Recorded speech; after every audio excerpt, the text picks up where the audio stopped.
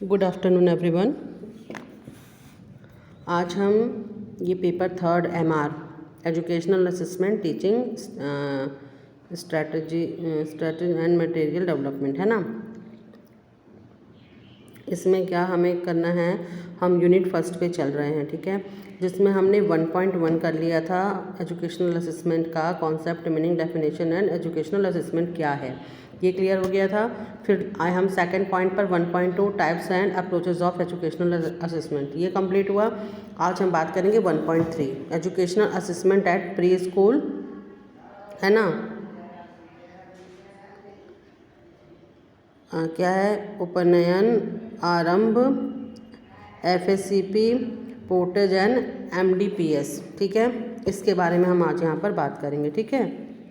उपनयन, आरंभ, ठीक है, उपनयन होता है ना, जैसे कहते हैं उपनयन संस्कार, आरंभ, तो उसी से रिलेटेड है, ठीक है, मतलब वो संस्कार से रिलेटेड नहीं है, यहाँ पर उसको इसमें लिया गया कि प्री स्कूल में स्टार्टिंग करना, कैसे असेसमेंट करेंगे, ठीक है। तो चलिए, प्री स्कूल, उपायन, आरंभ, FAC और क्या है आपका पैरेटेज एंड, वेट अ मिनट, पैरेटेज एंड क्या है आपका,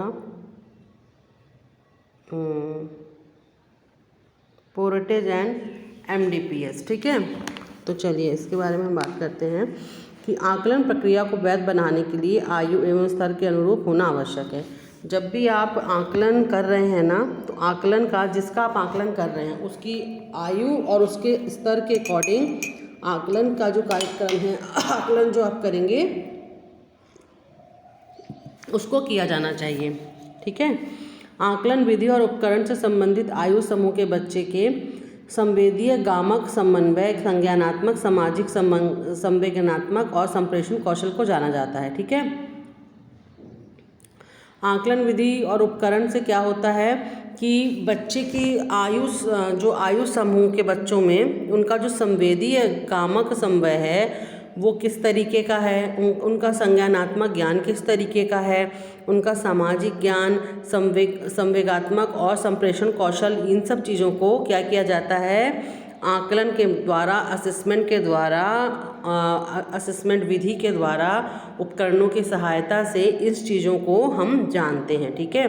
तो इसमें क्या होना चाहिए कि जो आकलन प्रक्रिया हम कर रहे हैं वो उसको वैध बनाने के, उसको सही बनाने के लिए क्या करना चाहिए कि हम जब आकलन करें तो हम किस पर आकलन कर रहे हैं, उसका जो आयु और बुद्धि का जो स्तर है वो उसका कितना है, उसको जानते हुए हम उस मेथड से, उस क्राइटेरिया से और उस उपकरणों के द्वारा उसका आकलन करेंगे जो उस एज में, उस आयु के बच्चे के लिए किया जाना चाहिए, ठीक है। भले ही बच्चा 18 साल का हो, लेकिन अगर उसका मानसिक स्तर 8 साल का है तो 8 साल के बच्चे का आकलन किस प्रकार से करना है, इस चीज़ को देखते हुए हमें ये चीज़ करनी है, ठीक है। यह आयु के अनुरूप अधिगम क्षमता को भी प्रभावित करता है, ठीक है। जैसे कि बच्चे की आयु में कौन सा अधिगम उसको आना चाहिए, ठीक है ना, इस बात की हमको जानकारी रहनी चाहिए और हमारा आकलन जो होगा फिर उसकी जो अधिगम क्षमता होगी उसकी आयु के अनुरूप उसको क्या करेगा, इफेक्टिव करेगा, प्रभावी करेगा, ठीक है। प्री स्कूल, इस आयु समूह में जन्म से लेकर 6 वर्ष तक की आयु के बच्चे आते हैं, है ना। प्री स्कूल में कैसे बच्चे आते हैं, जन्म से लेकर 6 वर्ष तक की आयु के बच्चे, लेकिन मोस्टली इसमें 2.5 साल से बच्चे लिए जाते हैं, लेकिन आप इसमें ये क्राइटेरिया रखते हैं, ठीक। इस आयु समूह के बच्चे के लिए भारतीय विशेष कार्यक्रम है, ठीक है, भारत में विशेष कार्यक्रम है। वर्तमान परिप्रेक्ष्य में सही दिशा निर्देशन व हस्तक्षेपण के कार्यक्रम हैं इस स्टैंडर्ड के बच्चे के लिए, ठीक है। और सरकारी नीतियों और नियम ऐसे बनाए गए हैं कि जिसका प्रयोग करते हुए जितनी जल्दी हो सके विकलांगता की पहचान कर ली जाए और आवश्यकता अनुसार उन्हें उचित सेवाएं प्रदान की जाएं। साथ ही साथ पारिवारिक हस्तक्षेप एवं सहयोग कार्यक्रम को भी चलाया जाए। ठीक है। इनका जो असेसमेंट करेंगे उसके लिए ये सारी फैसिलिटीज़ प्रोवाइड करवाई जा रही हैं प्री स्कूल के बच्चों के लिए। ठीक है। प्री स्कूल कार्यक्रम के अंतर्गत जो सूचनाएं एकत्र की जाती हैं या जिन कार्यक्रमों का चयन किया जाता है उसमें परिवार व बालक दोनों से संबंधित सूचनाएं सम्मिलित होती हैं। ठीक है। जब आप इसका असेसमेंट करते हो प्री स्कूल का, तो उसमें आपके पास परिवार का पूरा बायोडाटा होता है और साथ में बच्चे का पूरा, दोनों को लेकर के ही आप असेसमेंट करते हो। दोनों की पूरी जानकारी होनी आपके पास ज़रूरी होती हैं, जिसको आप सम्मिलित करते हो। ठीक है। पूर्व बाल्यकाल आकलन शिक्षक के द्वारा की जा सकती है। ठीक है। पूर्व बाल्यकाल का जो आकलन है बच्चे का, वो किसके द्वारा किया जा सकता है? टीचर के द्वारा किया जा सकता है। यदि इसमें निम्नलिखित गुण योग्यता हो तो, यदि उसमें टीचर में निम्नलिखित गुण और योग्यता हो तो ये आकलन शिक्षक द्वारा किया जा सकता है। ठीक है। जैसे कि क्या होना चाहिए गुण जिसके द्वारा आकलन किया जा रहा है प्री लेवल के बच्चे का, तो वो है यदि शिक्षक को कारण एवं हस्तक्षेपण की जानकारी हो जिसमें दूसरे विकलांगता के समान और मानसिक मंदता के विशेष, है ना। टीचर को इस चीज़ की जानकारी होनी चाहिए कि बच्चे में दूसरी कौन सी विकलांगता है और समान और मानसिक मंदता में का वो विशेषज्ञ हो, उसको जानकारी हो इस चीज़ की, है ना।